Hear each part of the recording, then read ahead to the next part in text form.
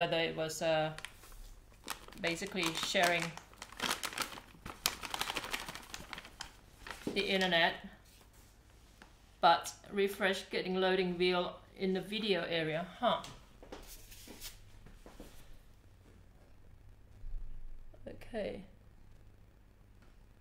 and it's back. Man, this is frustrating. I'll be back. Okay. Okay, guys.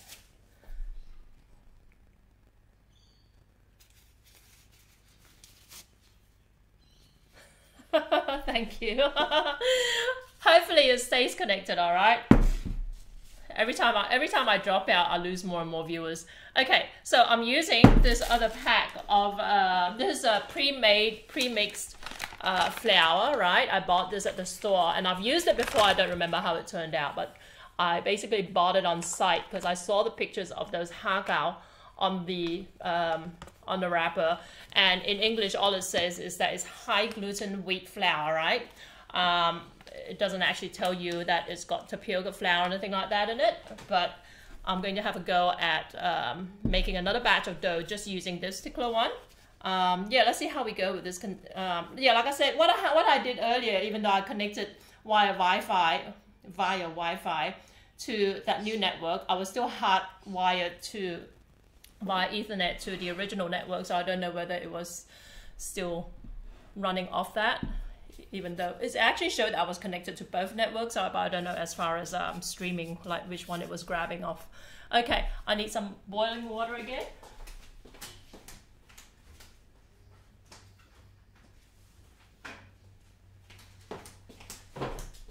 I just want to quickly make sure I'm doing this right, okay, with the instructions here. Okay, what does it say?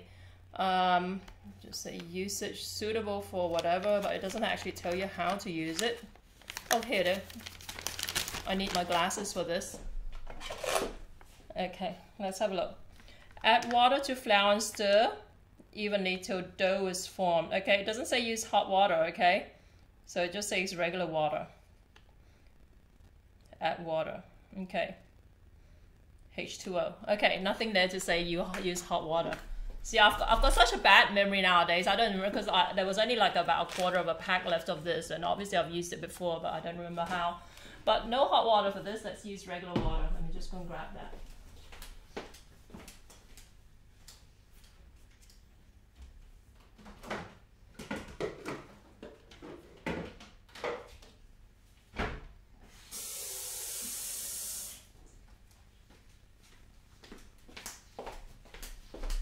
Okay, let's throw this in. I hope it works. No drop frame so far. Let's mix this in.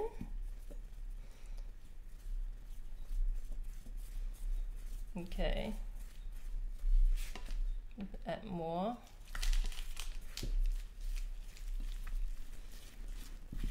Okay.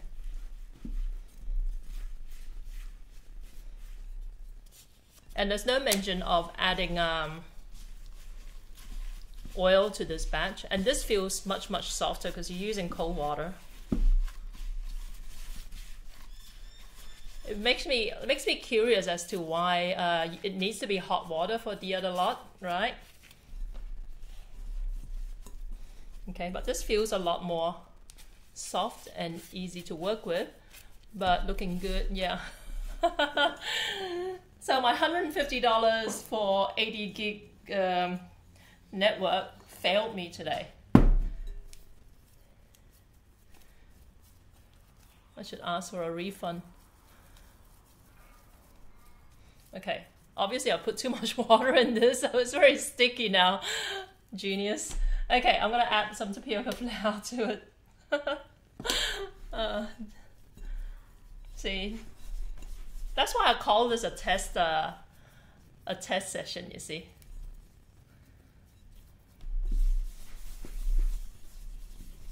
You're gonna find that tapioca starch is good at like absorbing moisture, all right? So that's why I'm adding the tapioca starch to it. It does make things a a little bit rubbery. Okay, so that's something you got to keep in mind when you use tapioca starch for anything, right?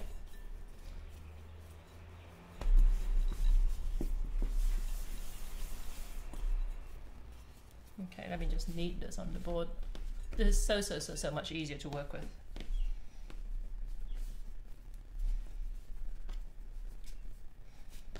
Okay, and the color you can tell right away is different as well. So I have a feeling that this is actually like, even though the picture looks the same, that maybe these dumplings are actually a little bit different to the Har Gow that we have at Chinese restaurants. Because the Chinese have like, you know, hundreds of types of dumplings, I'm sure.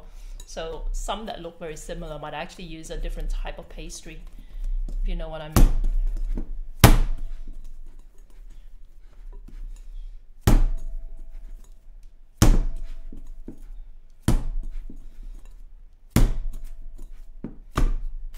Adding a little bit. I just buy frozen it's all that dough. I know, right?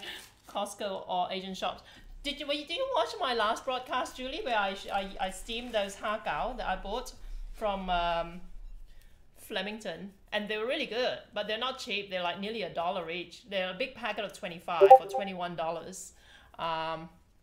Nothing like making it yourself. Yeah, I mean, the idea of making it yourself is nice, but it's always the case that, like, you know, it tastes better when someone else makes it, to me anyway. And that's the, yeah.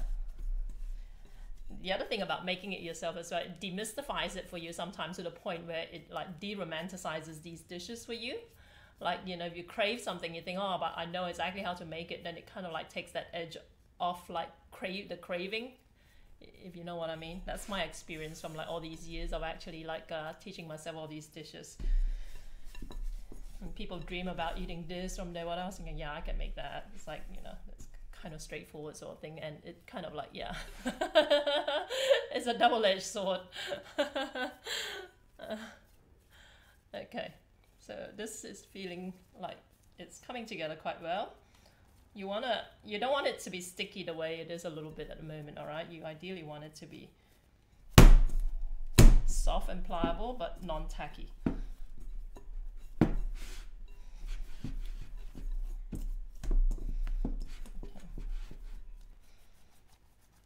Let's see what else it says to do after that. Okay, it does kind of like get you to roll it into a cylinder and then like cut chunks off of it. Okay, but it is very tacky at the moment, so I feel like it needs more flour added to it.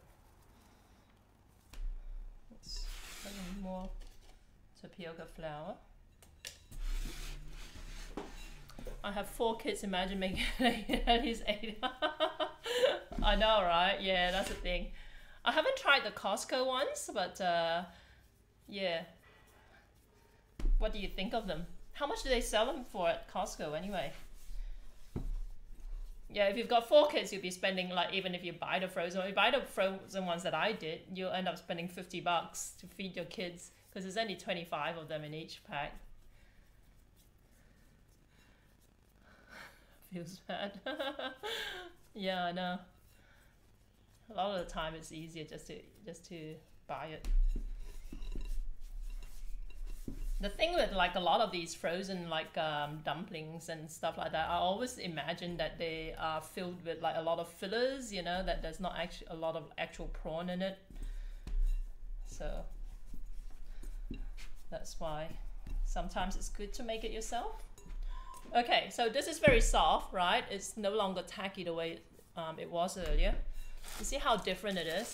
The color is like, this one's completely white, right? And this one is like a, you can see it. See, this one's completely white, and this one is like an off-white. This one looks like a regular, like plain flour pastry, really. Okay, you can tell the difference. So it'll be interesting to see how it turns out. $16. Cash Daddy, do you guys like tube steak with a nice slow cooked white gravy? So what's tube steak? It's on sale for $10.50 at the new Marston. There's a Marston Park. There's a new Costco there. All right, this one's what is tube steak? I've never heard of it.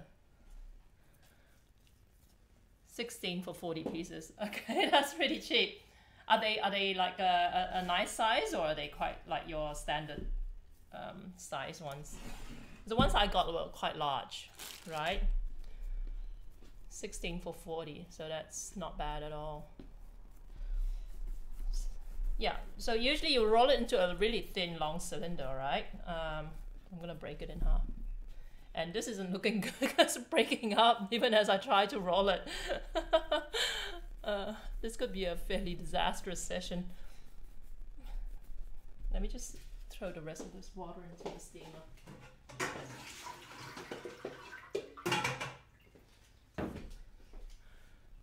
It's either slang for hot dogs or slang for male genitalia. Ah, okay, gotcha. Right. I'm gonna assume it's the latter, okay, because people like to think that they're really, really clever. I mean, people who are so fixated on genitalia and sex and all that sort of stuff obviously don't get a lot of action in their private life, you know, is how I like to assume it. So, okay, so there you go.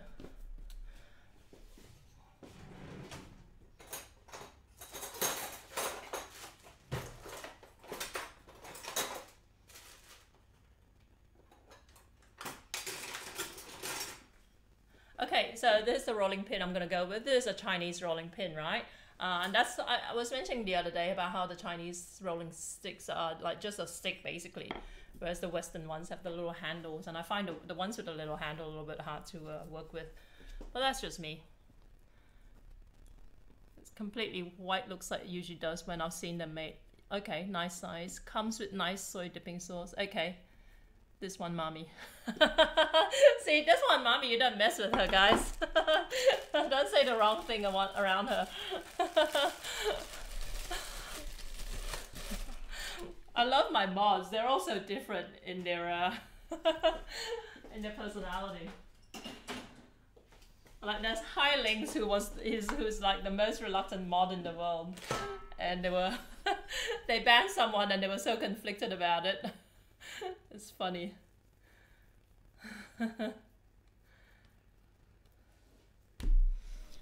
Okay, so let's have a go at making this, alright? These are actually, you think they look like shower caps. They're actually food, like glorified shower caps, but for the food industry. They're leftovers from when I had my restaurant.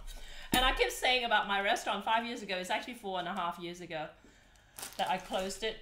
And you know how I know it? It's because I'm just in the process of like, because all my social media shares have been done through Buffer up to this point in time. But I came across this new service.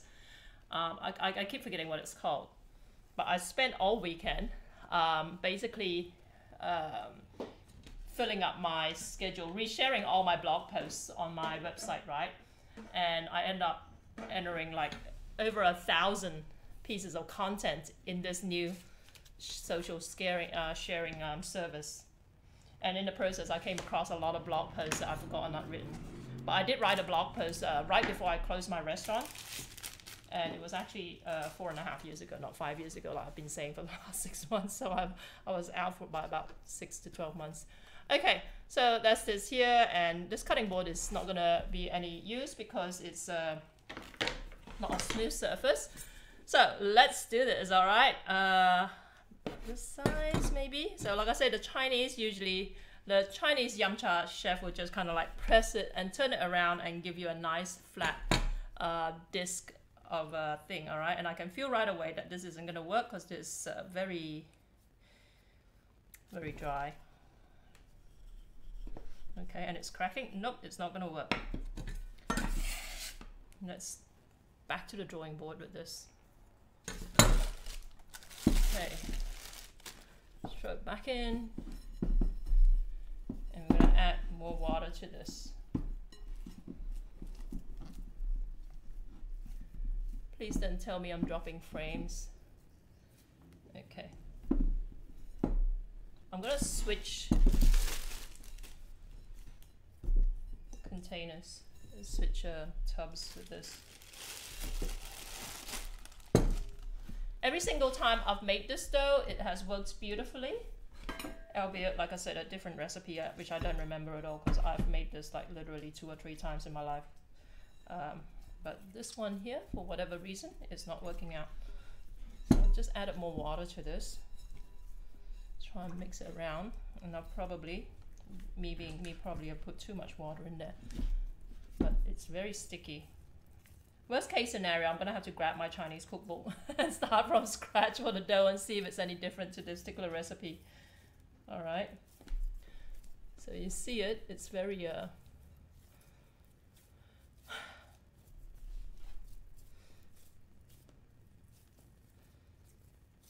it's very odd.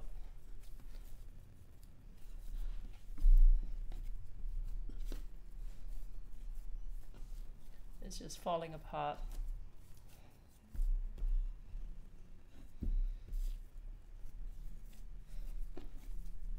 See guys, even when it doesn't work, you at least, even when it doesn't work, at least you know what not to do. Cookery Nation, how you doing?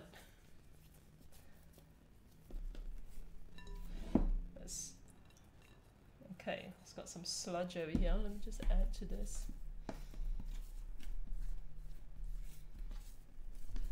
I don't remember it like being like this, in all honesty, you know. I'm trying to remember what it was like. I think the last time I made it would have been like maybe 2 years ago. Or a year to 2 years ago. It wasn't as long as you would think. So I don't know why this is not turning out.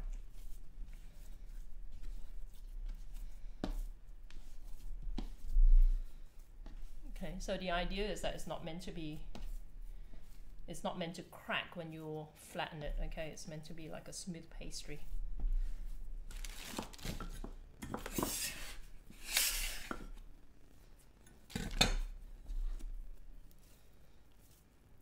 Maybe the water wasn't hot enough. How are you tonight? Oh, it's been a drama-filled broadcast where it's like I kept dropping out or kept freezing. So we had to troubleshoot what was going on. And now, because I'm experimenting with a recipe, this dough isn't working out, right? Just, okay, so let's put it back in here and try and get more water in here. How long do you have to knead the? It shouldn't be this long. I was hoping that the kneading will help work the, you know, work the water into this a bit better. But I'm trying to remember, because I don't remember it like being this stiff ever, you know. And I'm not even sure if it's if it's just the different ratios of flour or what it is. Okay.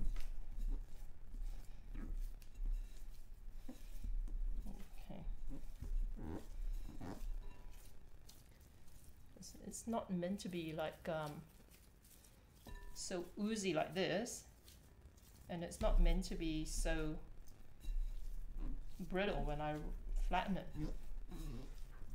It's frustrating. Yeah, I know.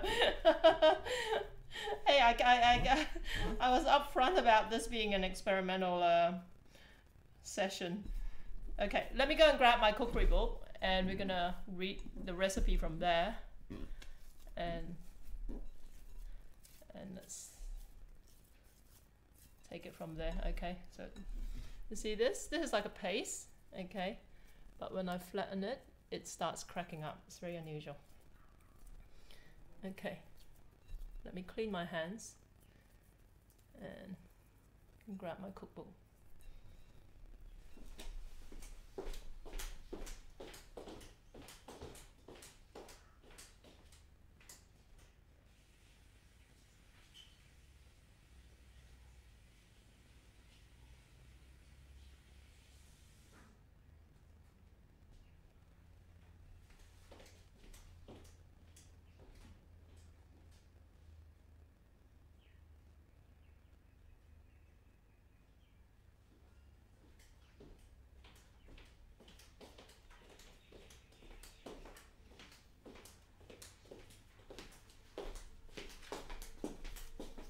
Okay, so let me put on my glasses. I hope you have wonton skin. Oh yeah, I do. I always have wonton skin. That's what I actually meant the prawns for, to make wontons, but off air, you know, not here. Okay. So this has okay, this is a different recipe, but for the for your reference, these are the cookbooks I was talking about. Okay, so these are the ones that I've been referencing when I've ever anytime I make dim sum. These are from Hong Kong. So let me have a trying to find a Har Gow.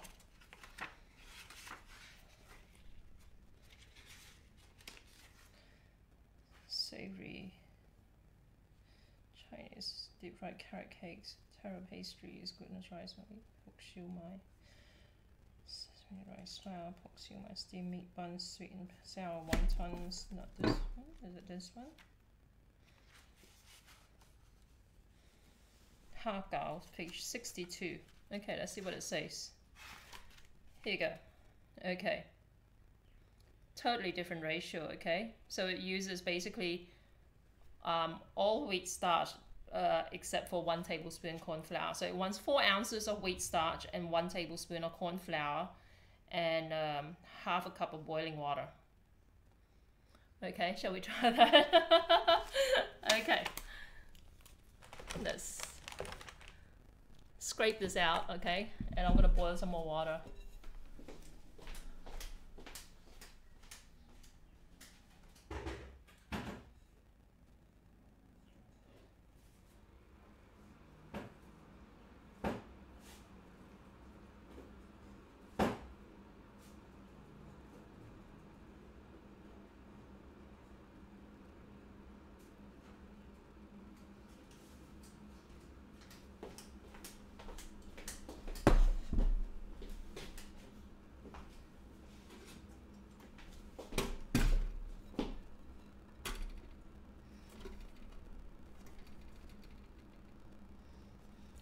Okay, let's scrape some of this off.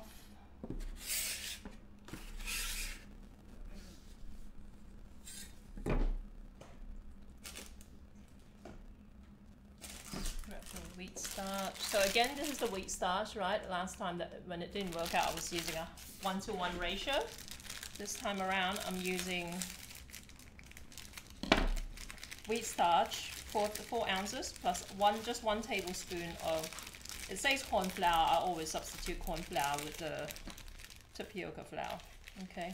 I just gotta mention that these cookbooks are super old, right? They're like from when I first came to Australia, so they're over 30 years old. 4 ounces. This doesn't have ounces. Okay, this is 16 ounces. 454 grams divided by 4 gives me about 110.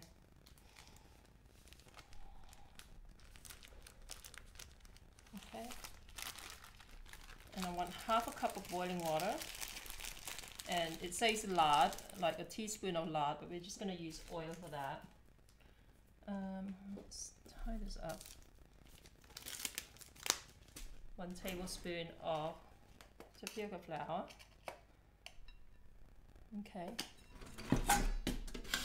and that's my measuring cup.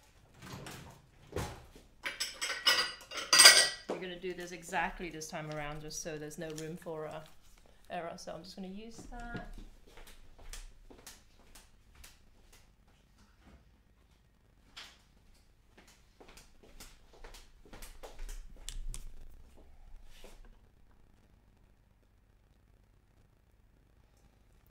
In that goes. Okay. Now that looks more like how I remember it.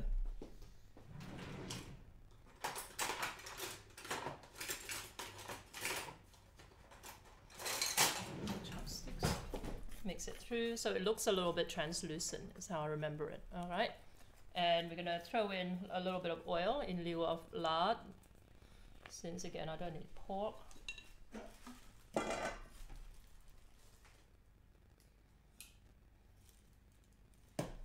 Okay, so mix this in further.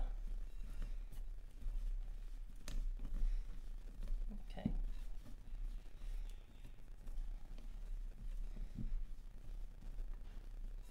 So yeah, this is how it should be. Okay, when you mix it up, it should be like rubbery like this. Okay, remember the last time I did it, it just kind of like turned into a solid lump and made it really hard to knead. Okay, see, this one is much easier. Okay, so this is only a small amount. Let's just knead it over here. So I don't know what happened, like whether that recipe is dodgy or whether I did something wrong. Isn't that interesting, huh? Okay, so this is how it should be, okay? Just like...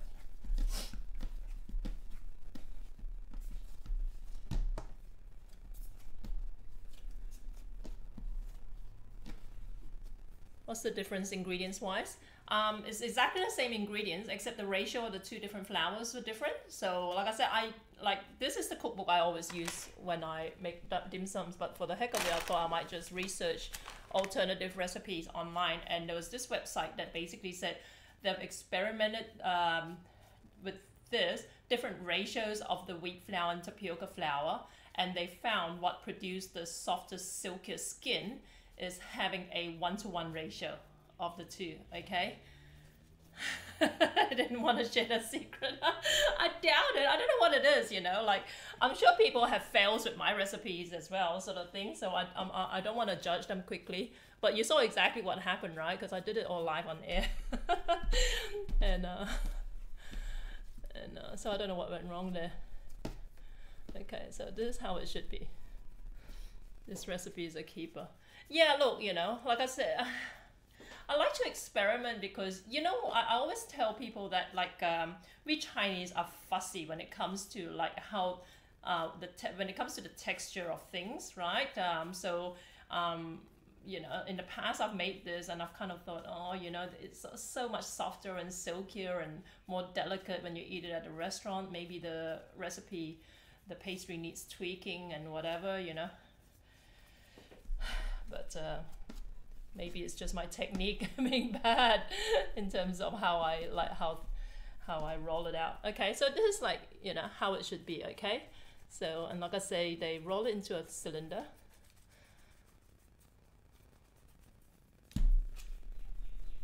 And it should be a really thin cylinder, okay? It's not like, well, for Har Gow anyway. And of course, if you've been doing this for 25 years, you know, you don't even think about it. But they can just chop, chop, chop, chop, chop, chop into, like, everything will be evenly sized, okay? And I don't have that, I don't have that skill to have everything even. Okay. Cookery Nation looks so much better. I know, right? Isn't that crazy? So, there's that. Okay. So that's my filling over here. Okay, it feels a little bit wet. Okay, I might just actually add a little bit more flour to it just to help it like not be so sloppy.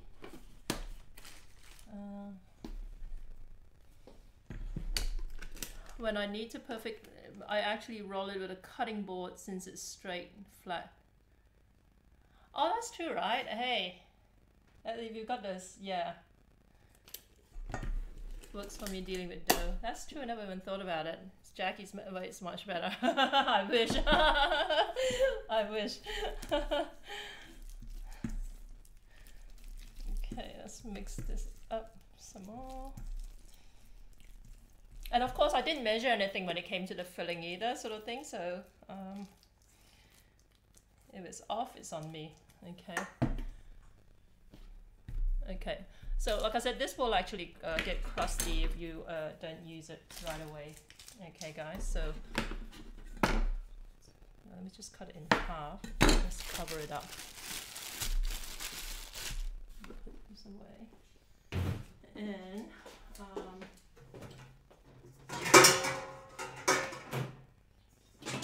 going to add more water to my steamer and then start it up. Oops. Plug it.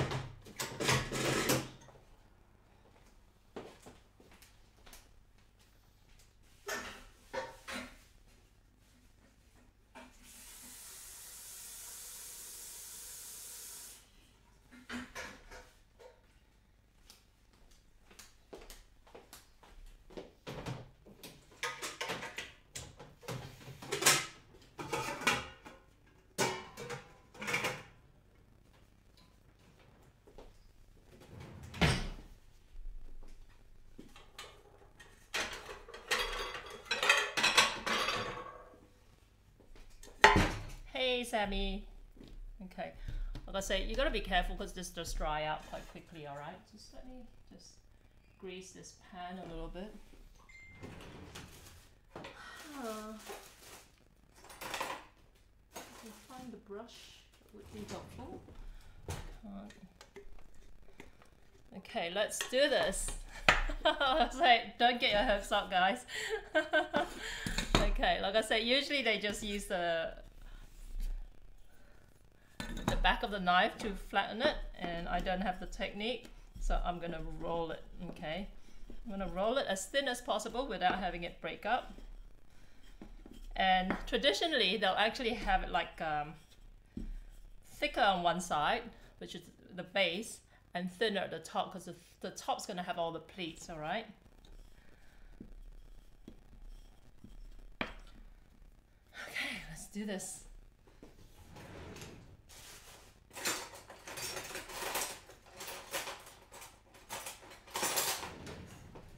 The skin is way too big, by the way, but here you go. So let's put that in the middle, okay? And what you want to do is you want to you want the bottom to be flat, okay? And you want the pleat to only happen at the top, which means you're going to have to use your hand, with one hand, to just kind of like pleat it around like this. And this is where my technique really goes bad, okay? So this is basically, you want like a fan shaped thing over here, okay? And then you just kind of like flatten it at the bottom. And my technique is so bad that I usually have to trim it at the bottom, okay?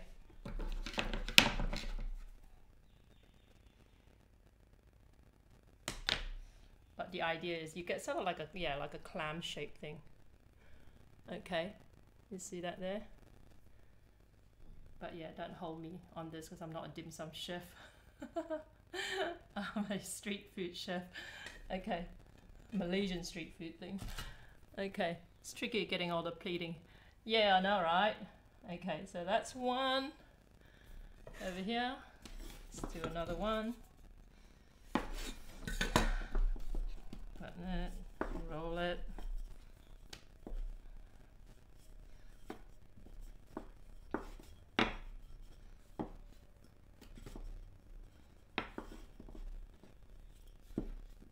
Okay, do this again.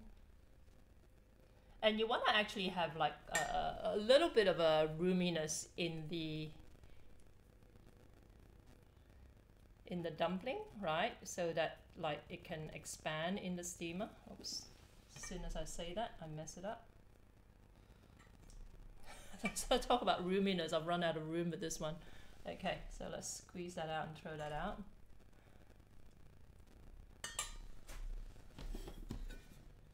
Another one.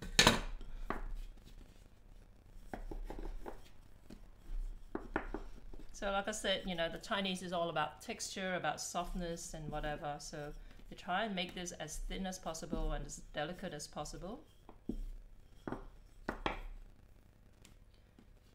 And you could probably put a little bit more oil in the dough, you know, just kind of like make it a little bit more pliable. I didn't put very much in this batch at all because I was just following the recipe to a T just in case I messed up again. Okay, put that in. Again, just like that.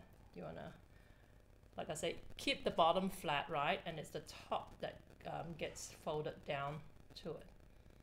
You need both hands because you want one to guide the pleats in, and your thumb and your index finger to press it down onto the bottom layer. Okay, so you get like a little, if you can see it, oh, it's hard to show you. So you got that little pattern over there. Okay,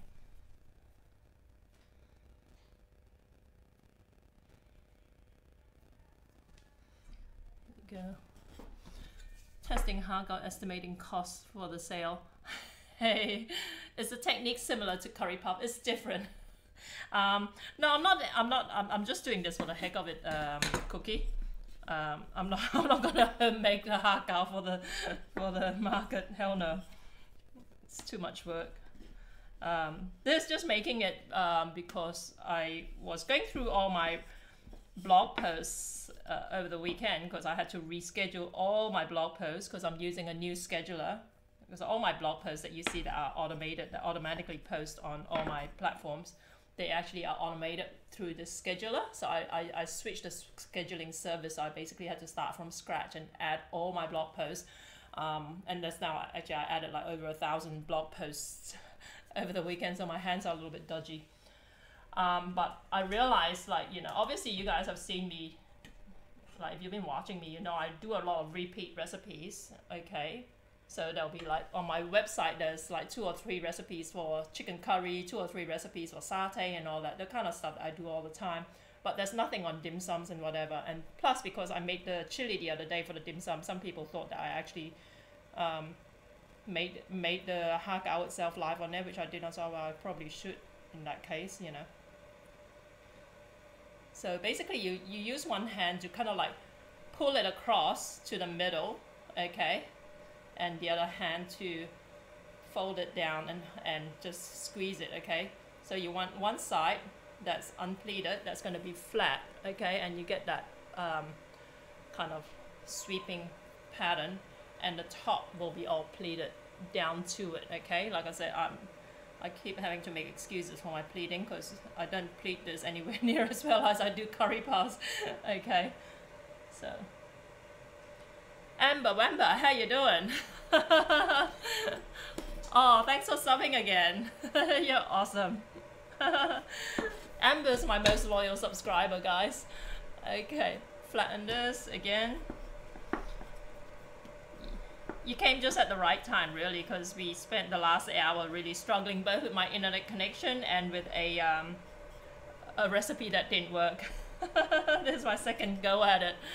So, I'm great. How are you? Oh, fabulous, fabulous. I've got a little bit of RSI from like sharing blog posts, like scheduling blog posts, and like, oh my goodness, and I still have to go back to it.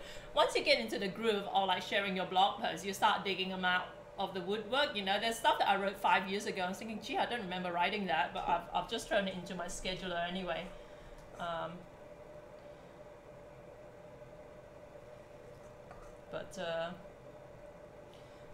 Okay, so there's that. The thing about me is that, like, if I write something, like, I don't want them to kind of die off.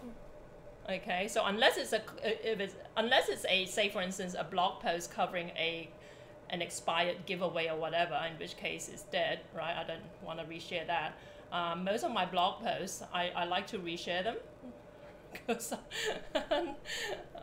it's like you spend all that like creative effort to create a blog post. You want like to make sure that people are still reading it 10 years from now, you know.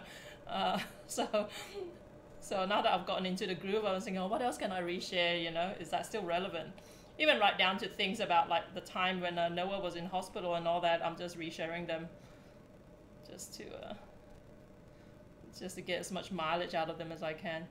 So after this, I'm going to go back to the internet and dig out, because I've blogged on a number of different platforms. It's not just jackym.com.au. Yeah, stuff about when I first came to Australia and all that, you know.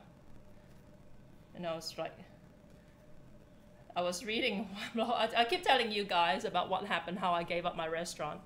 And I kept saying it was 5 years ago. I've been saying since the start of this year that it was 5 years ago. It was actually 4.5 years ago now, so I was actually out by nearly a year. So this looks really ugly. Okay, but at least it's easy to roll, right? You get the idea. Just flatten it, okay? Again, like I say, if you're really proficient at this, you'll be using a knife and just kind of like giving it a quick twist around, and that will give you a beautifully flat and round dumpling skin, okay? Me, I'm a total noob with this, so I'm just rolling with a rolling pin.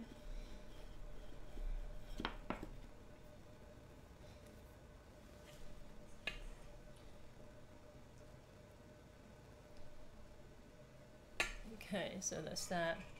I mean, the great thing about my content is that like 90% of it is evergreen anyway. If it's a recipe, how to cook this, how to cook that, you know, it's not going to go out of date, or it's not going to expire or something unless I change the recipe. at some point.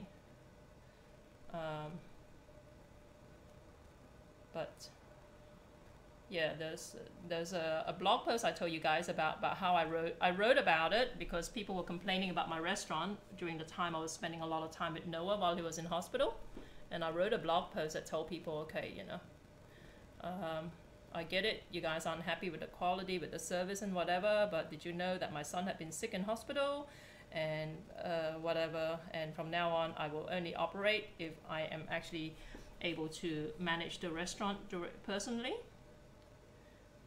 That was my last blog post before I closed my restaurant because the next day two guys walked in and offered to buy out my place, and I actually came across that blog post, like I said, because I was going through all my reshares, and I read it again last night. I was thinking, God, I sounded really defiant would be a polite word for it, but I was almost like borderline like arrogant about it. You know?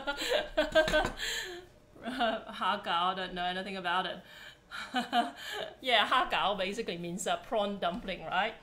And it's made with wheat flour, primarily wheat flour. This is what it looks like. I don't know if there's an adequate substitute for it. I don't know with cookie or this one, mommy might know, but it's labeled as wheat starch at your Asian grocery store. So you gotta find it, right? So earlier, if you're just joining us, earlier I was experimenting with different ratios of wheat starch to tapioca starch, right? And I found this website that said that 1-to-1 ratio works best for this particular recipe. And we tried the 1-to-1, it did not work out at all. So I'm back to my regular recipe, which calls for a basically 4 ounces of wheat starch plus just 1 tablespoon of tapioca starch. Okay, so this is what we've ended up with, and this at least is workable. So some of this in here. Here you go. So that's the skin. It should be round, all right. It should not be like all jagged like this. I should probably just stuff it. Okay, so let's. Again, you want the base to be flat, okay, but you want the pleats to show up at the top like a clamshell, okay. So you want to kind of like do that, and then just use your other hand to just kind of like move the flap across like this, okay. And every time I try and talk through the technique as I do, I mess it up. So I need to focus this. I need to be a little bit more focused on doing it properly.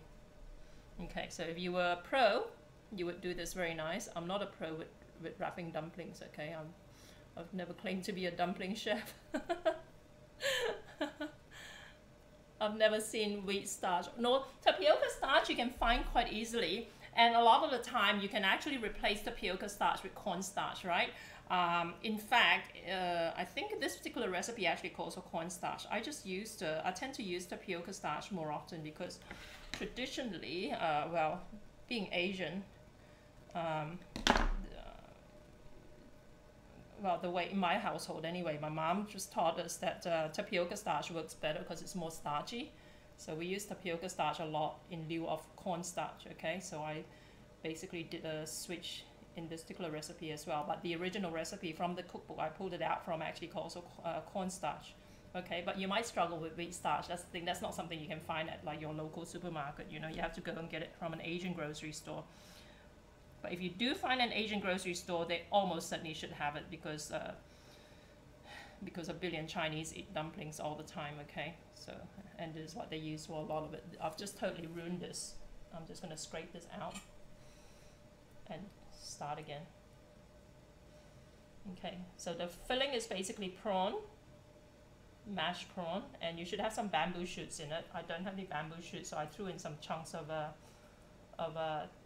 Chinese greens, okay? Some just diced up stem of Chinese greens. I'm Asian too, and I always have tapioca starch. I know, it's so Asian, right? Which part of Asia is your family from, Julie? That's the thing, like, that's what, I mean, for no other reason, you should watch me just to see what kind of ingredients make up a Chinese kitchen, you know, an Asian kitchen. It's like a lot of Westerners when they do stuff and they pull out all this stuff, and I was thinking, I don't have this at home. I literally have like, this is my living room actually. I've got like food on the, you know, like kind of like wall-to-wall food in the kitchen, down in my garage, and then like just to attempt a regular Western recipe, I'll be like, I don't have that. It's like, you know, because the stuff that we keep in our pantry is completely different to what you keep in a Western kitchen. Vietnam, okay. Yeah, good on you. Do you speak Vietnamese? I want to learn Vietnamese actually. Yeah, okay, so there's that.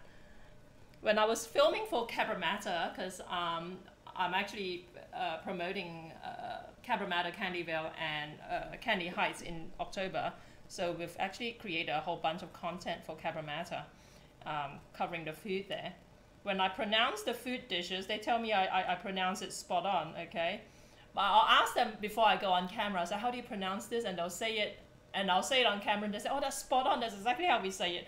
And then like 10 seconds later, I'll forget it. So next take, I'll be like, how do you say it again? And they'll tell me I'm terrible like that.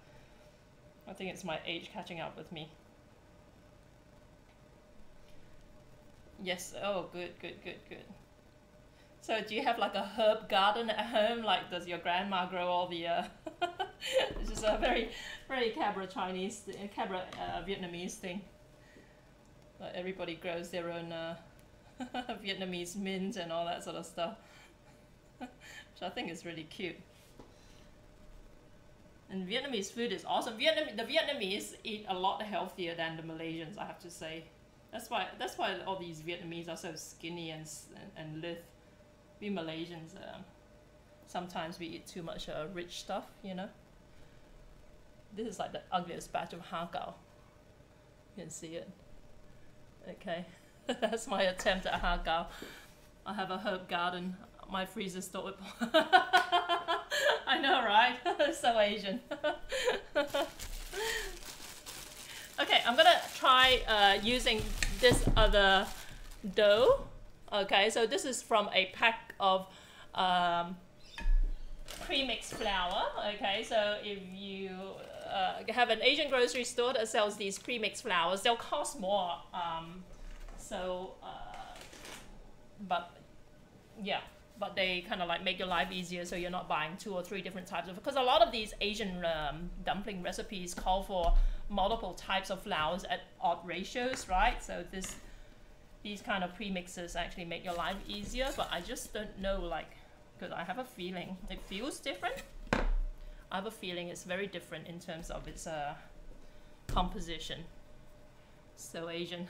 They look perfect to you, to the untrained eye. Okay, so let's roll this out. Okay, this feels like a bun, in all honesty. This dough is so soft and so yeah, that it feels to me like the dough for a Chinese bun or something like that. So I need, this is already too big. Oh boy. Okay, so this is ginormous. Here you go. I'm gonna have to halve this. Let's cut this around. Next day shipment to me. I know. Yeah. I'm not sure how safe they will be to eat. Does anyone buy like foodstuffs from Amazon? Okay, I've just pretty much killed this. Here, I'm just gonna roll it out again. Because if I were to set up an Asian grocery store, I would actually do it on Amazon. I just don't know whether Amazon has the facility to sell like Asian foodstuffs. Okay. There you go.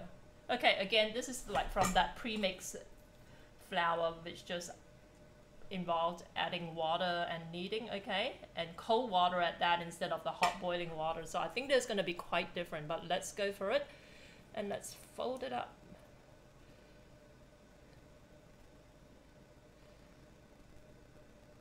Okay. I'm struggling with this because it's moving around on me a little bit. Okay, so this is what it looks like. You can see it. Okay. Let's put it here. I signed up for their food thing. It was an additional fee, so I cancelled. They have a food thing? Spices mostly, only dry goods and tea. Okay. Are you going to fry them? No, I'm going to steam them. So this is meant to be a steamed dumpling. Oh, that's a good idea. Maybe I should try them. Well, the wheat ones definitely would need to be steamed. You know, maybe you can pan fry it after. But this one, well, let's see how it turns out anyway, because I am certain now that this is going to turn out very different in look and texture, okay? So I'm using 2 different types of pastries here. How are you, Abaddon? Abaddon, I came across, you were mentioned in Revelation. I was listening to, so I listened to the Bible, audio Bible. Okay. And because I mentioned to you the last time, right? I said Abaddon, is that the name of a demon? And you say it could be. And then I was listening to Revelation and mentioned Abaddon. Amazon Fresh. Okay, Amazon Fresh. Amazon Pantry and Amazon Fresh. Amazon Pantry and... Oh, wow. Okay. That's where I got the name. Okay, cool. Rightio. Okay, so let's do this again. Again, this particular dough that's from the premix pack, it's very sticky, okay? And it feels like your regular kind of like bread dough to me. So let's fold this up like this. Oopsies. Okay. And I already know that there's too much pastry to filling in this. Okay, and this looks quite ugly. Let's cut it out a bit.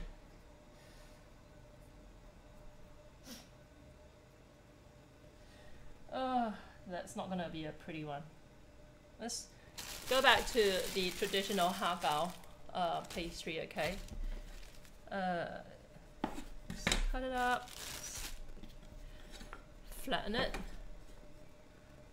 Afternoon, or I'll be obnoxious. How you doing? Let's just flatten it a little bit some more. Right, and roll it. And like I said before, look, traditionally, because the pastry is folded in such a way that it's flat on one side and then pleated at the top bit where it's pleated traditionally is thinner than the bottom bit, okay? So if you had the skill, you can be bothered, you would like have half of it like a bit thicker than the other half, right? But I'm not kind of focused on that at the moment. So got the pastry. And like I said, look, if you are a real pro, the pastry would be round and it wouldn't be all frazzled at the end. But this is why this is called a testing kitchen today. Let's put this in.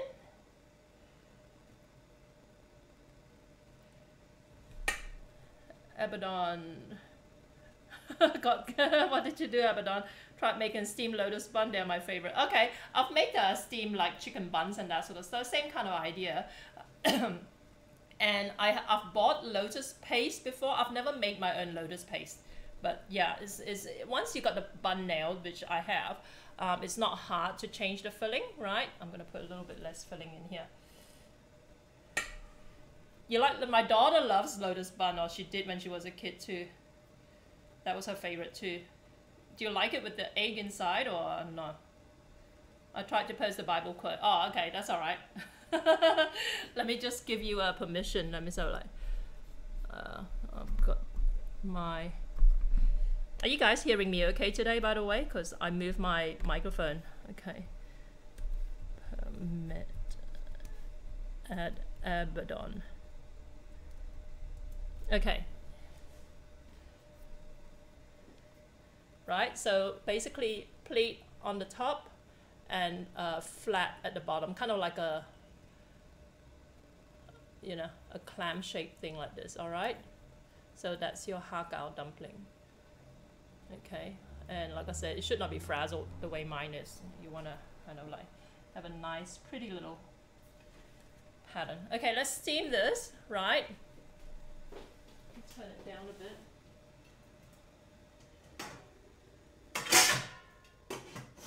I've just realized that that pan is too large, really. I should replace it. Because it's covering the holes of the steamer.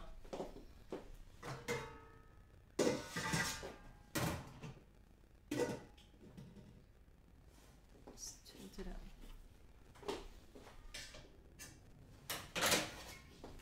Let's move it across. 4, 6, 7, 8, 9.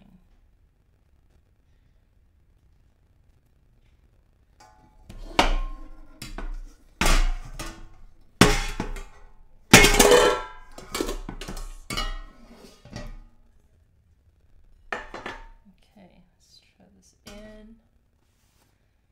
And they're gonna stick together at this rate. I'm gonna take a couple out for the next batch.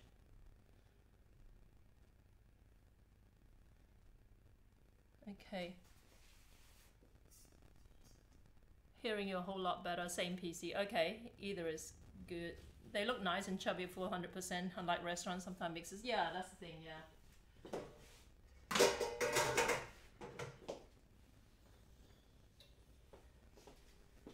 Put this back in here. I think you need to make a good couple of thousand before they start looking like before you can do this on autopilot. I've done thousands of curry puffs, so I do them on autopilot, but this not so much. This I've only made a couple of times in the past, and only just to play around, you know, just to experiment with it. Okay, so flatten it, roll it out.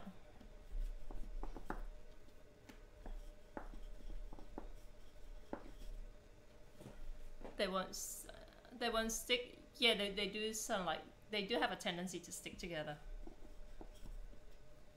So if you make this to eat yourself, you want to actually freeze it, okay? And freeze them like separate, don't kind of like throw them all into one box and freeze them, because they will stick. Okay.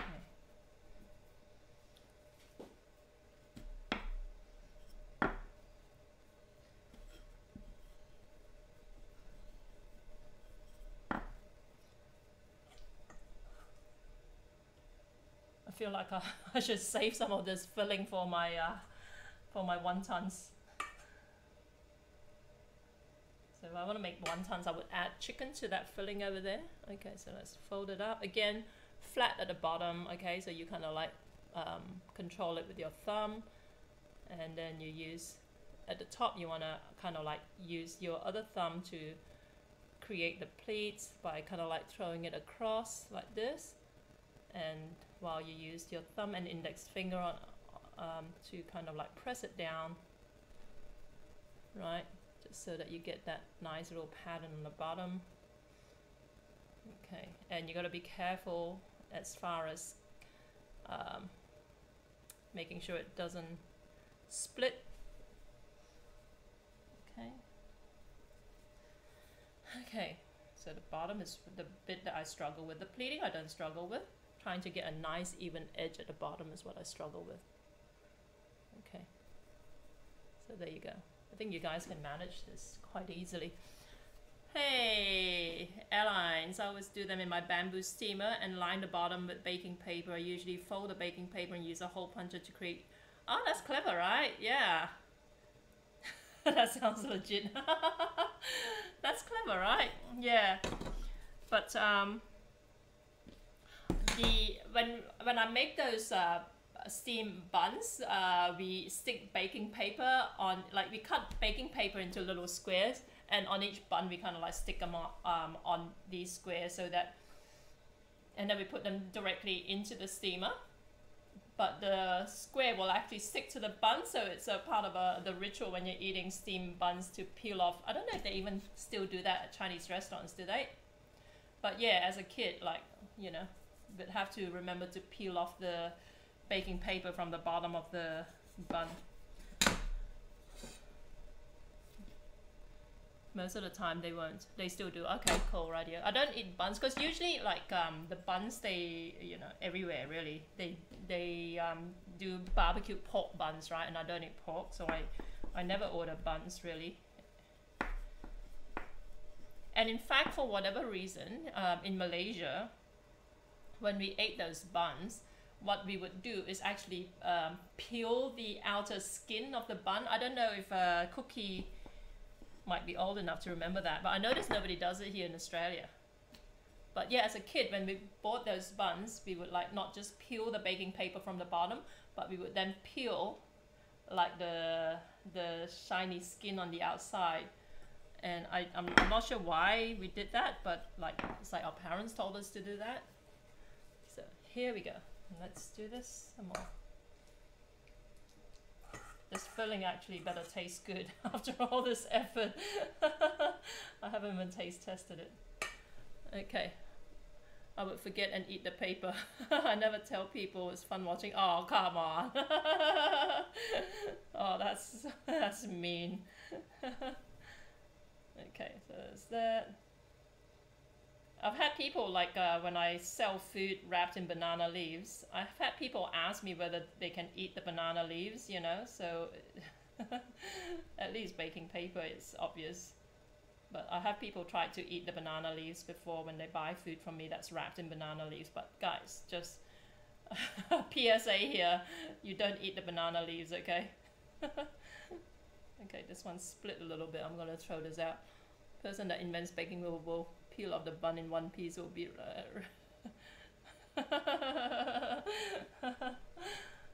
okay, so I've killed this one because it's split, and so I'm gonna throw that out. Let's start again.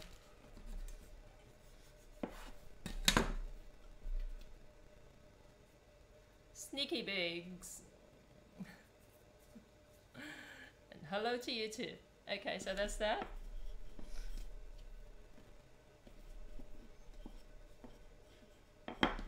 This is starting to break up a little bit. I don't know whether it's because it's exposed to air or what. I'm almost inclined to actually add more oil and knead it again, but I've got so little left of it that I probably shouldn't bother. Here we go. Again, flatten the bottom. Use your thumb to guide it. To do the pattern over the top, and then squeeze, squeeze, squeeze, squeeze, squeeze.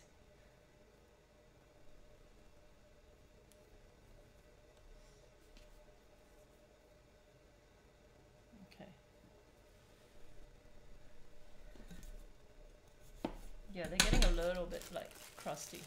Okay.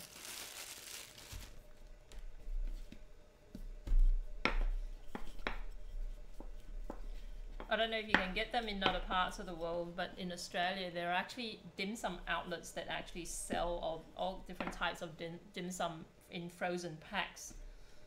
So whoever it was who said they like lotus buns, you can actually buy frozen lotus buns here in Australia at some like at these dim sum outlets in Chinatown or in places that have large Chinese communities. So again, does Noah like eating prawn Har Gow? Oh yeah. Yep. Oh, poor Noah. I would say poor Noah, maybe because I'm his mom, right? And because I know his special needs. But I was at the church lunch yesterday, and he was so excited because this was at the church minister's house. He's got a huge backyard with lots of toys, and there were other kids there because a few families got invited. And of course, like, you know, I was watching the kids play, and he got on into this one of these little you know, those car things with a roof over the top, and they use their legs to kind of like push themselves along. It's really meant for like 2-year-olds, but he's 5.5, but because it's mentally like about 12-18 months, you know, to him that's age appropriate.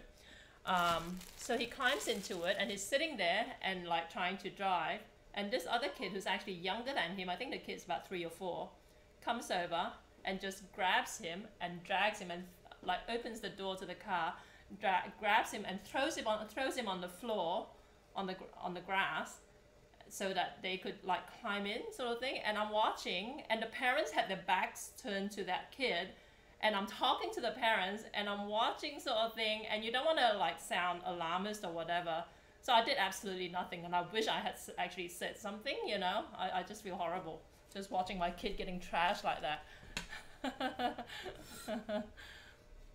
So, but like, I mean, I don't like to be one of those parents who yell at other kids, you know. So, but yeah, sometimes it's a bit hard to know when to step in.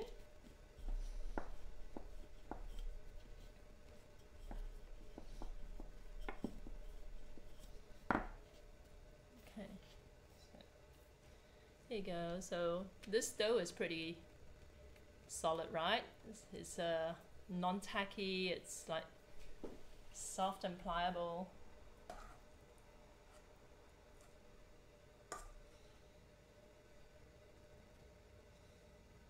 And I'm being a little bit stingy with the filling, partly also because like I don't want the thing to break up when I'm doing this.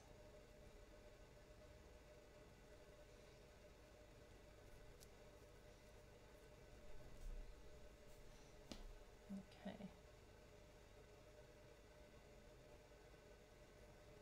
So it looks like the problem was with my other network, the fact that I'm not dropping frames now. Which really annoys me because that's the one I pay $150 for, you know.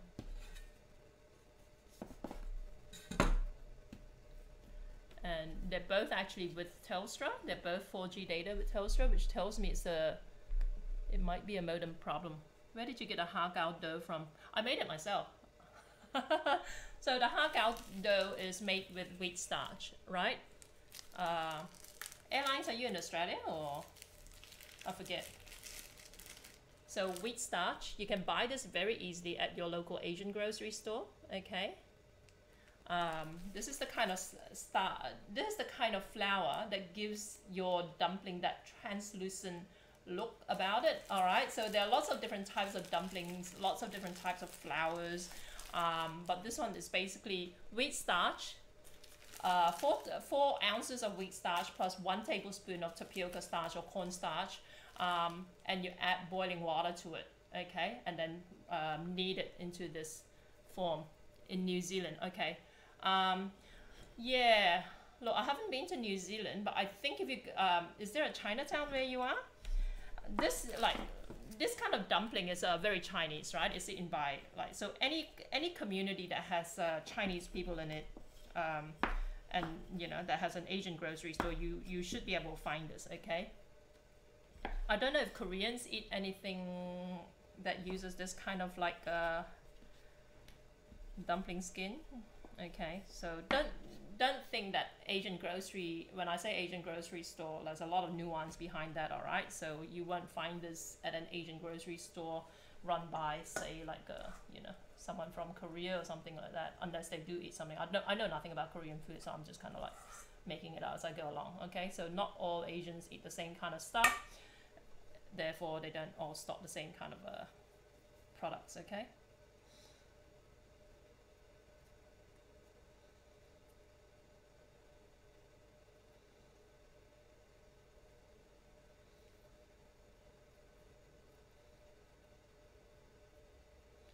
I'll be able to get it for sure.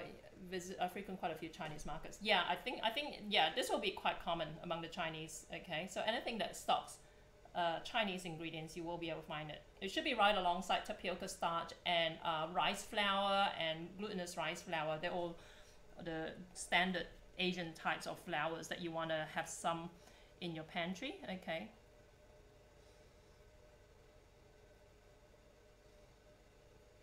Okay, I should check how the others are going.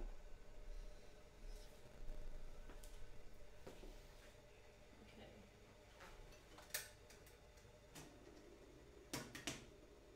Okay. Just about a couple more minutes, I think.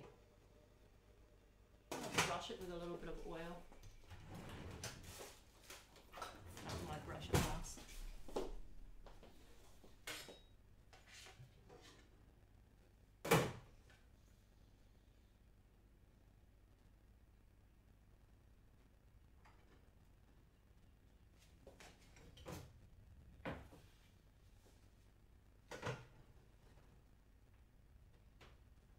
they're virtually done, but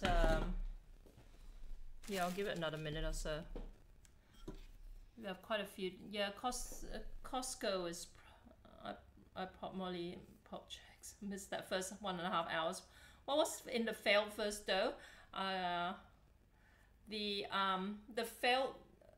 Back on me like I'm transporting. What are you talking about? The failed first dough was also wheat starch and tapioca starch, right? But it was based on a recipe I found online where someone apparently experimented with different ratios of the two types of flour, and they worked out that a 1-to-1 ratio of wheat flour and tapioca flour produced the best skin. So for whatever reason, it didn't turn out at all for me. It wasn't even workable. So it's kind of unusual.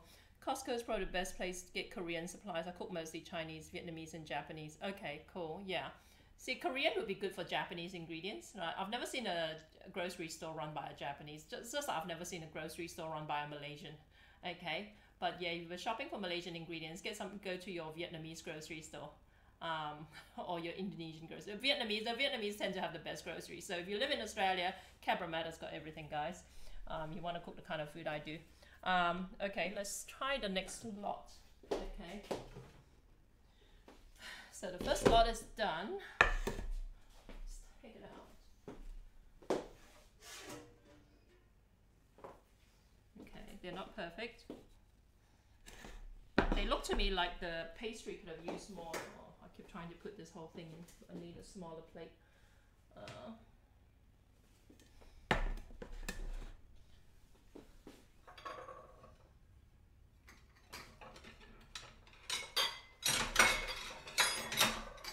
But based on how the other dough has turned out, I'm not even going to bother using the rest of this dough. Okay, it's obviously not meant for this for this dish.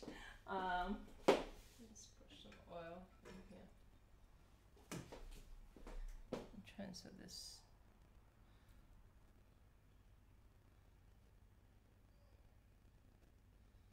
Okay, so I don't know if that's my hair or something like that caught in there. No, it's just something else. Okay, so let's steam this lot.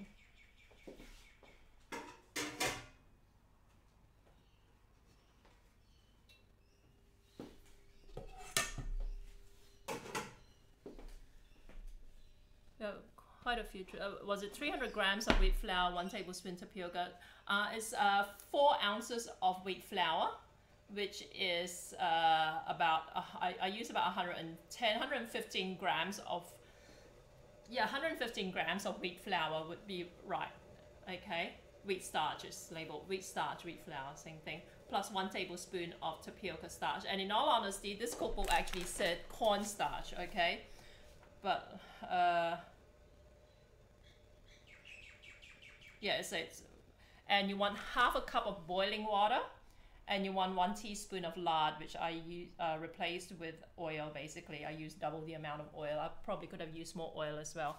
So this is actually from a cookbook from Hong Kong, chopsticks recipes, more dim sum, and I have the original chopsticks recipe dim sum.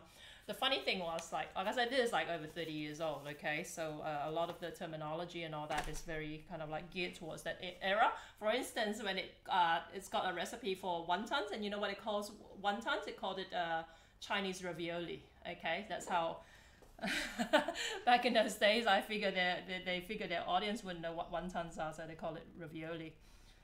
Okay, so let me just see if I can show you. So some of them have split up, so it's a little bit unfortunate. But the ones using this wrapper, which is that store-bought wrapper, has not turned out at all, okay?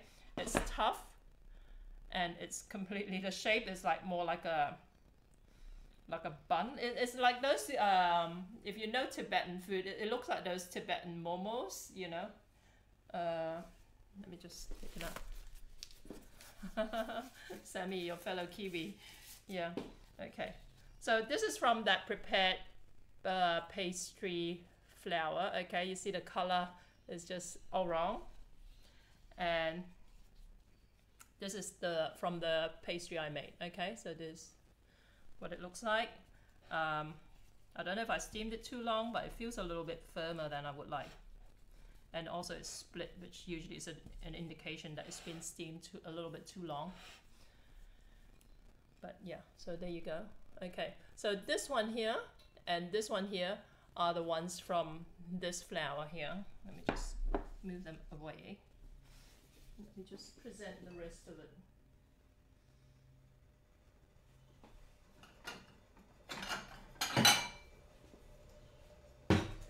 Okay, so the sizes are a little bit random. Okay.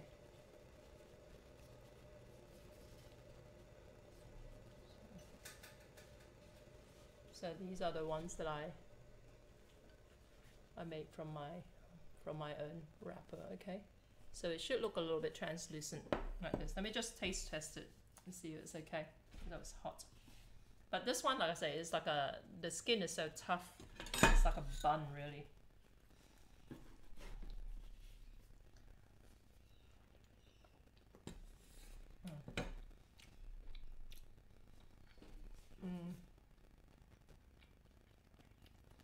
The prawn filling is a little bit too like runny. I should have just followed this particular book all the way through. I was experimenting with the recipe online. Never trust recipes online. My own accepted. Okay. So with this particular cookbook, the filling actually calls for half an egg white, okay? And it had like salt, sugar, pepper, corn flour, sesame oil, okay? And one thing I did forget was sesame oil in mine.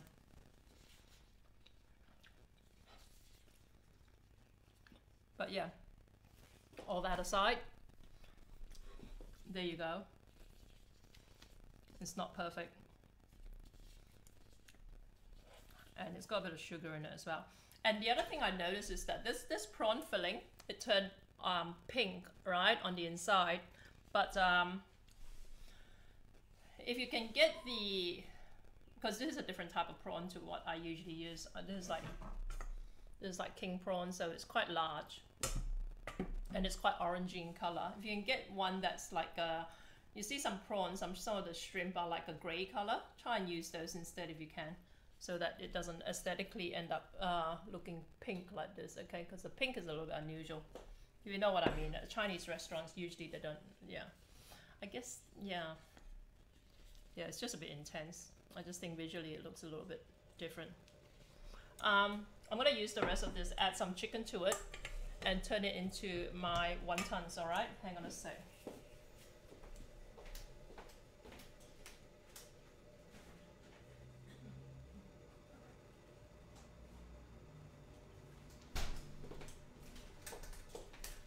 Okay, I don't have that much left, so I'm only going to add like about maybe half of the wontons here.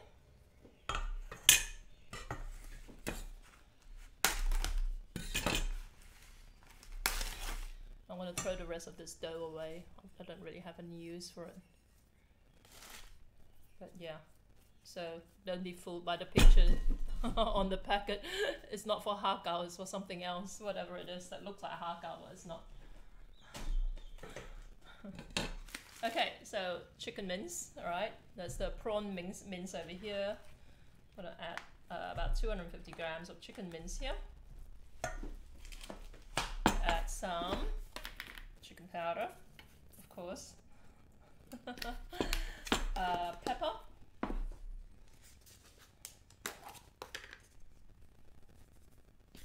Usually I'll actually add like a little bit of egg white as well, but I don't need enough egg white to justify like breaking up an egg for it.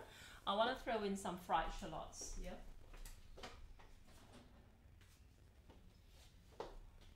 If I can find it.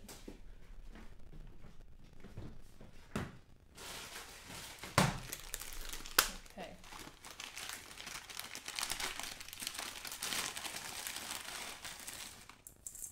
Okay, some fried shallots in there. And I don't know if I've got any spring onion left.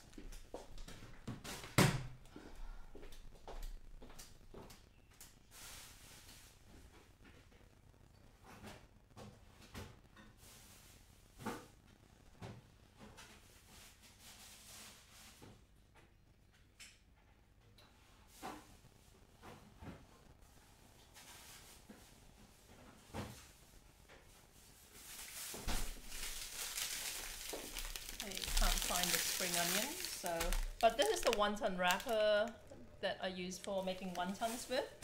And I was telling you guys the other day, I'm gonna add some sesame oil, just a dash of sesame oil in here. Okay, so if you've got some spring onion, you wanna slice up some spring onion and just add to this, and just mix it up.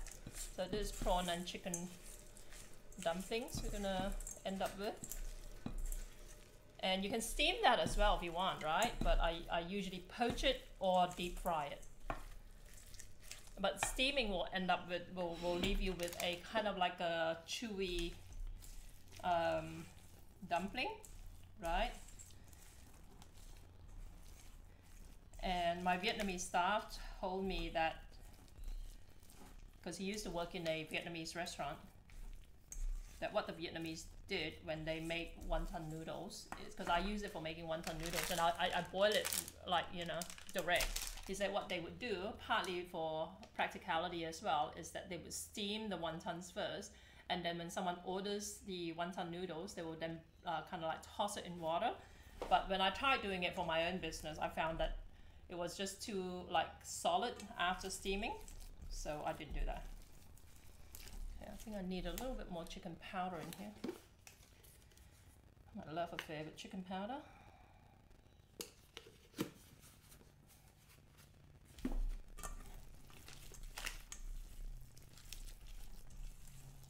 Okay, mix this around. So now that you got this filling, ideally I would have like more prawn in it, but like, yeah, that's all I had left. And I would use this to make my wontons with. I just want to show you quickly for making siu mai, right? They would basically use the same kind of filling, all right, but more chicken, okay, more pork, because I don't eat pork. I substitute chicken for pork, okay. But if I were making a siu mai, this is what I would do, okay, and that's what I did used to do at the Chinese restaurant. I worked as a pseudo kitchen hand, I kind of like backup kitchen hand. So you got the wonton wrapper, and you would actually use what looks like a paddle pop stick, a long paddle pop stick, all right? You put that in there, okay, and then you just kind of like hold it up around your finger, your hand, and just turn it around and flatten it with that paddle pop stick, okay? And basically you would then put a little dab of like shredded carrot on top, and that's your siu mai, okay? So you would steam it like that, right? So that's pretty straightforward, but I'm not a siu mai eater myself. I'm contemplating if I should do it just for the photos. Maybe I should. Okay, let's do a couple. I don't have carrots. I'm gonna throw in for color. I'm gonna throw some chili on top or something like that, which will be a little bit odd, but beggars can't be choosers. Yeah, carrots one of those things I don't actually stock up on either, because I think if you're Vietnamese, you probably have more use for carrot. But being Malaysian, I mean, we use carrots for very specific things, but not generally in like a stir fry or whatever sort of thing, you know. We don't really, yeah, I'm struggling to think what else we would use use carrots in, but every time I buy a bag of carrots, I end up throwing 90% of it out, you know, so I don't buy carrots.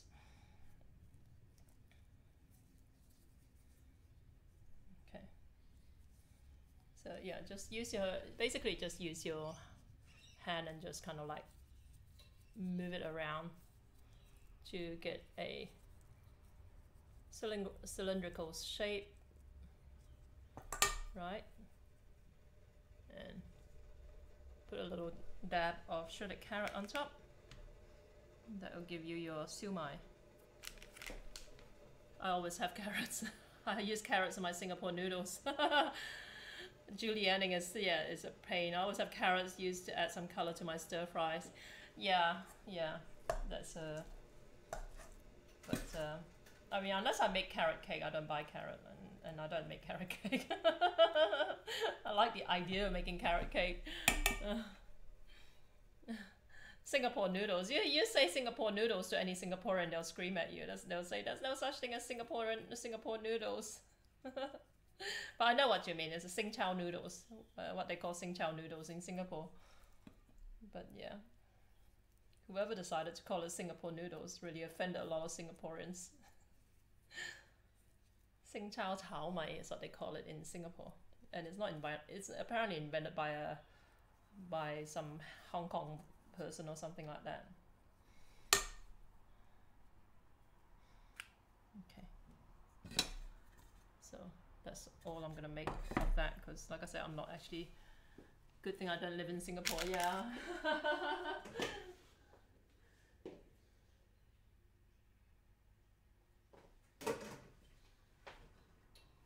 But in all honesty, the Singaporeans are such a docile group of people. I mean, they're a little bit cocky, but they take everything on board. They're very passive. Carrot halwa is too sweet. Yeah.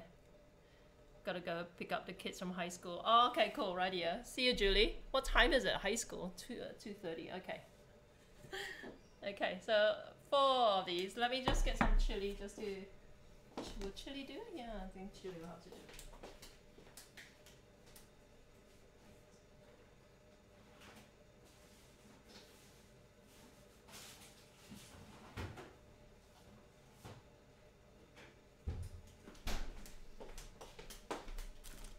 Yeah, the Vietnamese use carrots in like the dips and stuff like that, but I don't really use carrots.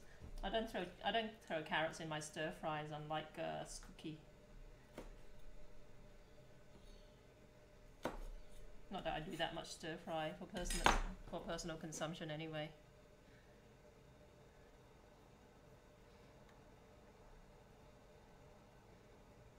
Okay.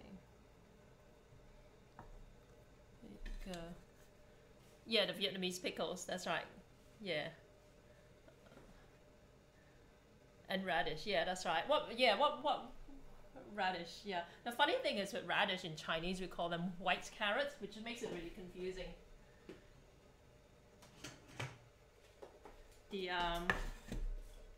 That's why in Singapore they have the radish cake. They call it carrot cake. And people think, oh, so it confuses the Westerners when they say carrot cake. They expect like a sweet cake, but it's actually radish cake. We call it, yeah. In Chinese, we call it like I said, bat lo bat, which literally means white carrot. Probably as I always cut sugar in my desserts, carrot halwa was a bit put off. I don't even know if I know what carrot halwa is. I notice I find a lot of Middle Eastern sweets extremely sweet, and I find a lot of Indian sweets extremely sweet. I don't know if you know, I don't know what it is, but there's Indian sweet that looks like a puffed, like a deep fried, like dough sort of thing, and it's just soaked in like this sugar syrup thing. I can't eat that. I find that really, really sweet. Carrot plus sugar plus milk plus ghee plus chopped nuts simmered. Okay. Milk and ghee. So is it solid? Like, is it like simmered till it's like reduced, or is it like a porridgey sort of thing? I don't think I know what you're saying. Greek sweet, way too sweet. Okay, not sure if I know. Indian donut things. Yeah, that's it. Yeah, I'm sure there's a name for it. I can't remember. Indian donuts. Halwa is generally made with shredded carrots, right? Gulab jamun. That's it. Gulab jamun. Yeah. That's it.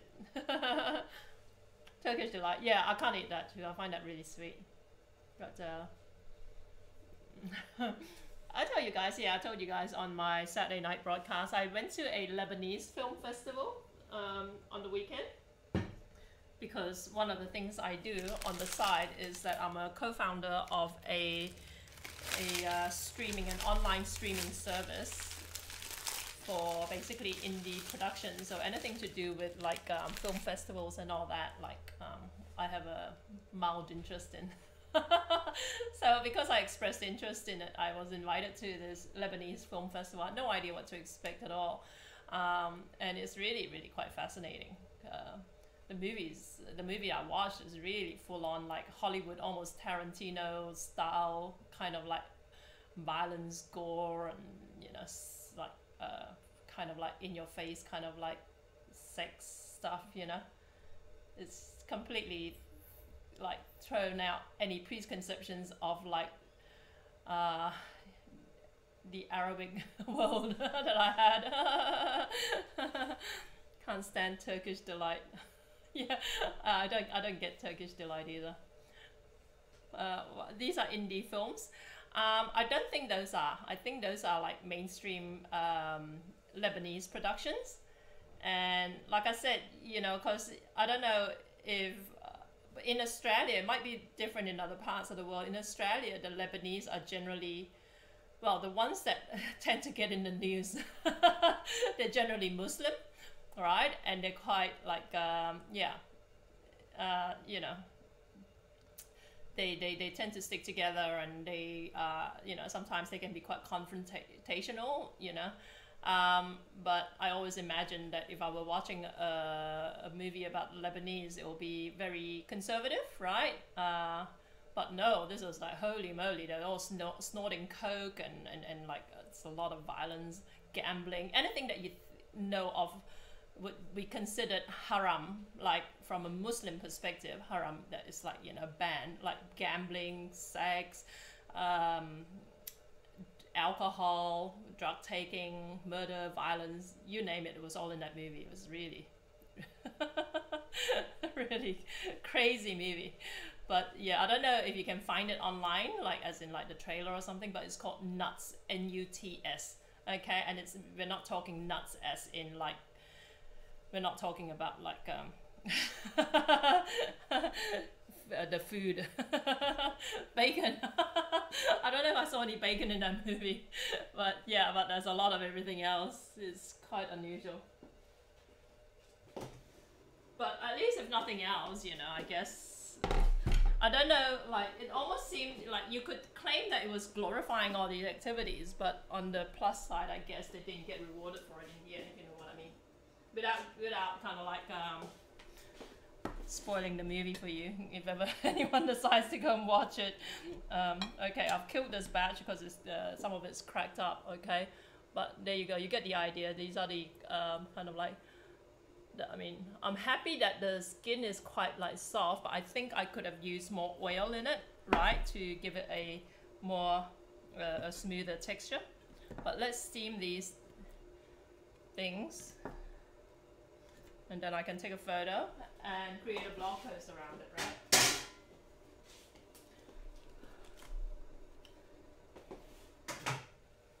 Okay, so some of these are splitting. And the one thing you're going to find with these dumplings as well, if ever you decide to make this or whatever, you got to keep in mind that it is nice and soft and delicate while it's hot. As soon as it cools down, you see some of these are split.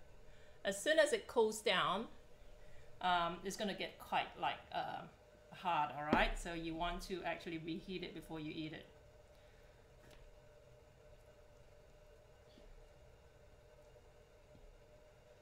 But yeah, there was a lot of gratuitous everything in that movie. And the funny thing was as well, like when we came out of the movie, and the whole point of my being there was actually to meet some of the sponsors of the event. And they were these Lebanese lawyers, all right? And you don't really think of lawyers when you think of Lebanese. Usually you think of criminals. I'm terrible. I shouldn't be saying, oh, I'm going to get in trouble for speaking too much. But yeah, these Lebanese lawyers, I met them. They are the most incredibly well-spoken, sophisticated, educated people I've ever met in Australian society. They're like almost like they were quite young as well, and they were virtually you're thinking the same thing, Cookie, don't deny it.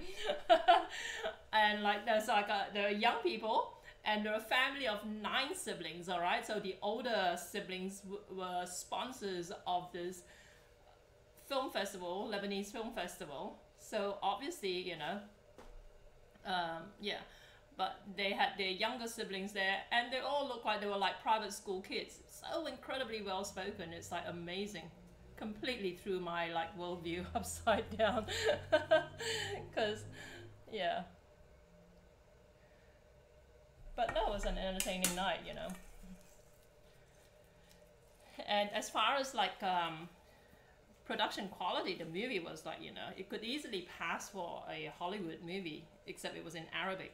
Okay, so from that perspective, I think they were rightly very proud of it. Okay, it's just a lot of violence, not something that I would actually go out and take my family to, you know.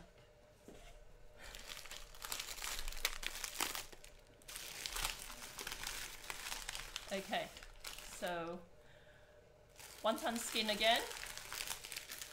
Hey, how you doing? Oh, thank you. Good to see you again. Okay, so what's left of this? I'm gonna make my dumplings as usual. So it's very simple. Just fold it into a triangle like this. Pinch the edges, make sure they're sealed, and voila. And these I can just fry up later on as snacks, or I can just poach them and serve them with noodles, either with a bit of sauce or in a soup, right? And voila, there you go.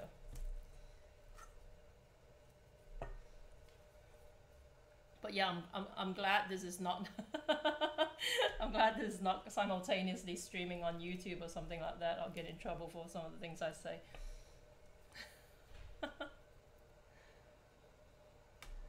But yeah, those Lebanese lawyers were like some of the nicest people I ever met. So incredibly well spoken. And hopefully we get to catch up again too.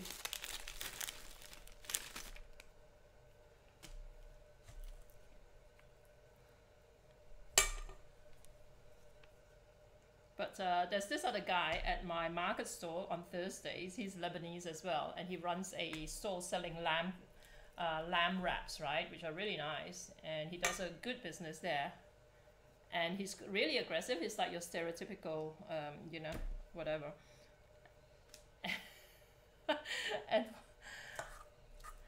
you know, and like the other day, because we're in the hospital. Okay, we're on the in the hospital grounds, and where we load up and unload our vehicle is this area that's very, very the space is very narrow, and you're really meant to only kind of like bring your vehicle, unload, drive off and park, and then at the end of the day drive up, load up and go. Okay, but this guy has a tendency to kind of like leave his vehicle sitting there for an hour, 2 hours, sometimes all day illegally. Truth be told, I can't be a single person I know who is Lebanese. You are very sheltered, Cookie. You are way too sheltered. So the other day, what happened was that, like I said, remember this is the hospital and we're right at the discharge lounge. Okay, so this is the grounds where we have our market stalls, where we set up our tents, and then to the left is the discharge lounge, and there's like a car park at the back, right? Like we would load up and unload in this stretch over here, and then there's a gate over here with these stumps, all right? And up the top there'll be like parking space for about 5 or 6 cars, you know, and that's specifically 10-minute limit parking space for people picking up their sick family members or whatever. And that's what happened with this old guy. He went up there to pick up his sick mom who just had surgery, and then as he was driving out, he felt that the van belonging to the Lebanese guy was in the way, so that in the process of driving out, he managed to bump his car on one of those poles where, you know, that restrict the thoroughfare. And he came out and asked, whose car is this? And of course, unfortunately, it was the Lebanese guy. And I wasn't there to see the whole thing because I had gone off to pick up my car. When I came back, the Lebanese guy, oh, Jackie, you missed out, you know. You nearly, you know, you missed out on my near fist fight with this guy. So he was bragging about it. I nearly, I nearly pummeled that guy and whatever. You know, he was saying that I, you know, because of me that he crashed his vehicle because he couldn't get through. You know, and then As a result, that guy went off and lodged a massive complaint against him apparently. So there was security called and all that, and security said, look, you can't talk to members of the public like that, all right? You don't aggravate them. They're here because, you know, they're not here by choice, which I actually appreciate, because I had my son sick in hospital for 7 months as well, you know, and if I had problems in the car park or whatever, for whatever reason, my tickets don't work or something like that, I think like at the hospital that Noah was at, I think the guards there are trained to kind of de-escalate, right? So sometimes my tickets didn't work, they would actually just kind of like let me out in good faith or whatever, okay? Whereas this guy, you know, like I say, stereotypically, tries to get into a fist fight with this guy whose car got smashed because he felt his was in the way. A lot of the authentic, yeah, like Asian groups too. Yeah, that's true. But yeah, it's just funny that he was bragging about it, and that was not the first time he had actually gone into,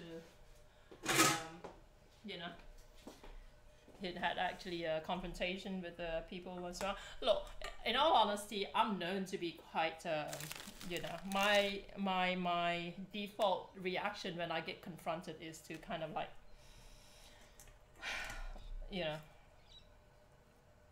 kind of lash back, Now that I'm a Christian, I don't do that. I try not to do that, okay? But I have been known to actually, like, be quite confrontational in public as well. So I can see both points of view, but still. And the funniest thing is he's got the full, like, jihadi beard and all that. So I always thought he was a Muslim, and I found out very recently, no, he's not a Muslim. Because he was talking about eating bacon. It's like, what? I thought you were a Muslim. Oh no, man, what do you think that for? But yeah, that's another eye-opener as well for me when I was talking at the Lebanese film festival, that apparently Lebanon is 70% Christian. Okay, who would have thunk it? Like I said, the Lebanese that we know here in Australia tend to be Muslim, or we associate them with Muslim. Well, certainly the ones that I come across anyway, maybe because of the part of Sydney I live in. Yeah, 70% Christian, and in fact, it used to be closer to 100% Christian. Who'd have thunk it, eh?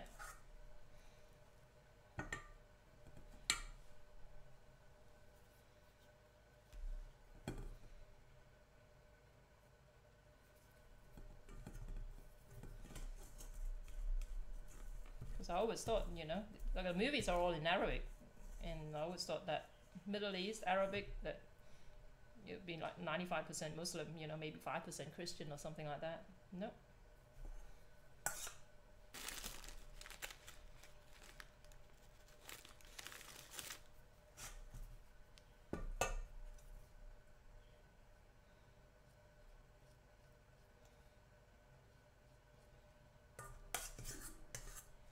So the moral of the story is, don't stereotype. Okay, so these are the dumplings. They get poached or they get deep fried. Both taste fabulous. And I usually have the filling. The thing about this is they'll start sticking together if you don't cook them up soonish, all right? So if you want to freeze them, you want to spread them out and freeze them.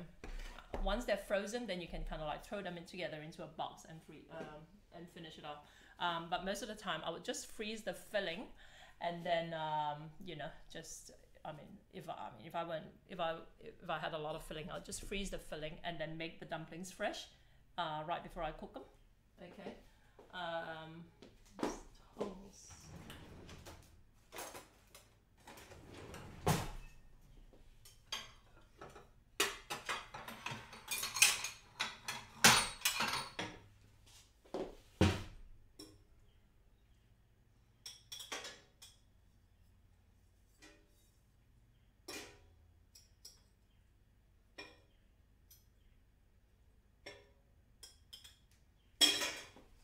These are the siumai, all right? You see them? There you go. So they're very, very easy to make. Deep fried wontons are the best. I know, right? Yeah. Yeah, they're nice. They're nice deep fried. But if you're eating it like in the noodle, when they're deep fried, I can't stop eating them. All right, they'll sit around all day, and I'll be like munching on them all day until I run out. I need more oil. Okay.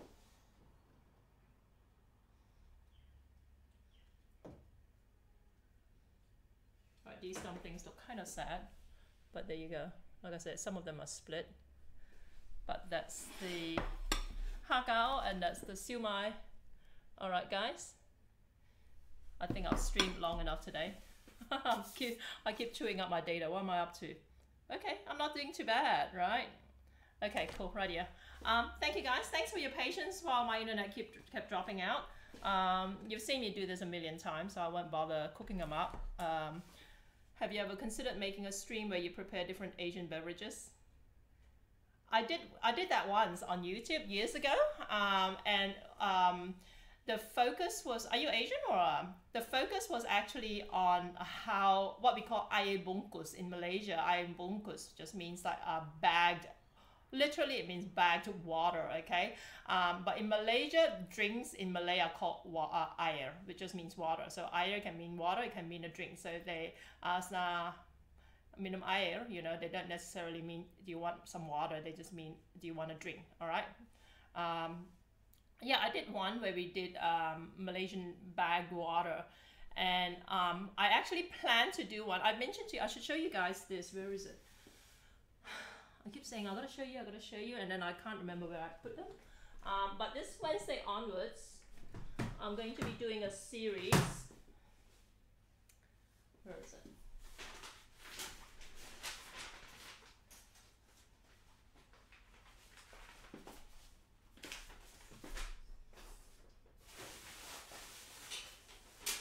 I'm going to be doing a series on these ingredients, right? And some of it will involve beverages, okay? But not necessarily Asian beverages, but beverages that we're gonna play around with using this blue butterfly powder. I don't know why it's called butterfly. Apparently they're called blue butterfly flowers, okay? But this is the product that I will be showcasing, blue butterfly flower powder. It's such a mouthful. So the idea is that the blue, I thought they were called blue pea flower, but anyway. This blue pea flower is something that's being brought into Australia for the, essentially it's something that we use in a number of savory or sweet tongue twister. I try to say it. Blue butterfly flower powder. Try and say it, guys. Say it 5 times, all right? First person to say it right gets a prize. Basically, essentially what it does is it adds this blue color to a number of savory and sweet dishes from Malaysia, and up until this point in time, nobody has been able to obtain it, all right? So you either get it sent over from Malaysia or you do without. But this friend of mine, if you can see this, the picture here is actually of a glass of iced drink, all right, blue colored drink.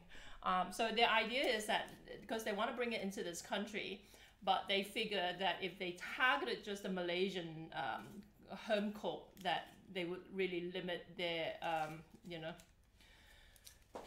their demographic, right? So they want some creativity involved in how to use this product. So I'm going to play around with it a little bit. And one of the things that they are using this blue butterfly flower in these herbal teas, okay? So these are the tea bags. Any health benefits? Apparently a bunch, all right? But let me have a read. Health benefits, okay? Nootropic, whatever that means. It says it enhances cognitive functions, including heightening intelligence, enhancing memory via acetylcholine localized to the hippocampus. Anxiolytic, reduces stress and anxiety, calming effect. relaxes smooth vascular muscle, aiding blood flow. Okay, look, this is, I don't know if this has been scientifically tested, all right, but essentially there's a whole, can help a cough, that would be nice, I know.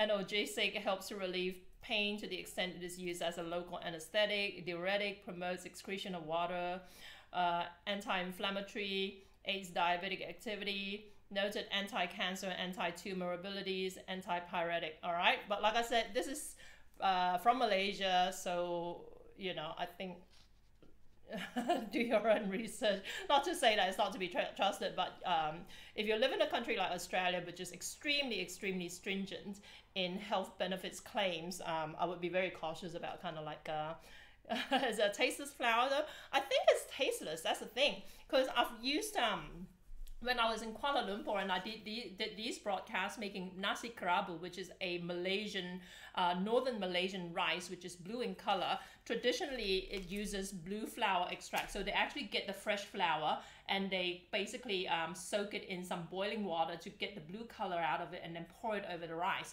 But even in KL, in this you know, in this day and age, even in KL, it's hard to always be able to obtain these flours fresh. So the average home cook actually just buys a blue coloring from the shops to obtain that blue color. So I think, you know, they do it more for the aesthetic than for any kind of like flavor enhancing qualities.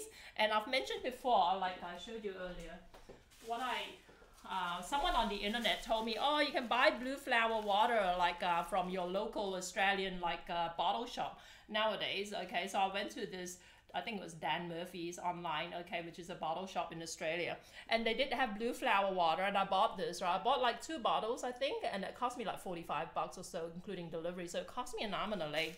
And then when I opened it up and tasted it, it was actually sweet, okay? And the reason for it being sweet, I guess, is because this is targeted, this is like marketed towards like as basically a mixer, all right? So it produces this beautiful blue color in your Australian drink or so, but I don't want it sweet because I use it in savory dishes. So this is a pure product, and this is basically the benefit of this over essentially extracting it by pouring boiling water over these flours is that apparently boiling water destroys a lot of the health benefits that come with it, all right? No, they haven't added any flavors to it, yeah.